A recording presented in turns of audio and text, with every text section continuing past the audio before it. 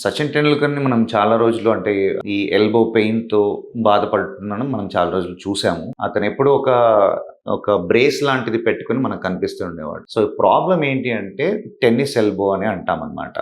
ఈ tennis elbow అనేది repetitive movements ఎక్కువగా అయితే ఎవరైతే చేస్తారో, సో, ఈ రిస్ట్ మూవ్‌మెంట్స్ ఎక్కువగా యూజ్ చేసినప్పుడు మనకి రిస్ట్ పైకనడానికి, ఫింగర్స్ పైకనడానికి ఉపయోగపడే కండరాలన్నీ ఇక్కడ నుండి ఆరిజినేట్ అవుతాయి.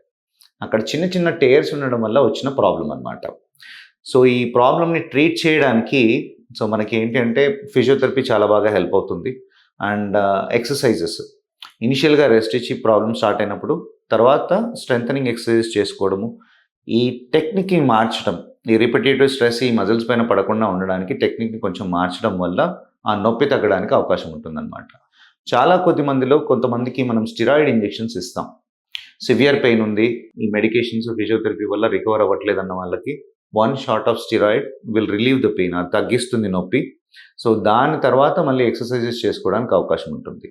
అదే కాకుండా టెన్నిస్ ఎల్బో కోసము ఈ ప్లేట్‌లెట్ రిచ్ ప్లాస్మా థెరపీ అనేది చాలా బాగా వర్క్ అవుతుందనమాట.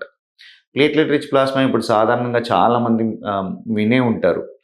ఇది actual platelet rich plasma treatment proven result అనేది ఈ టెన్నిస్ ఎల్బోలో మనకు 100% ఆల్రెడీ ప్రూవెన్ రిజల్ట్ ఉందన్నమాట.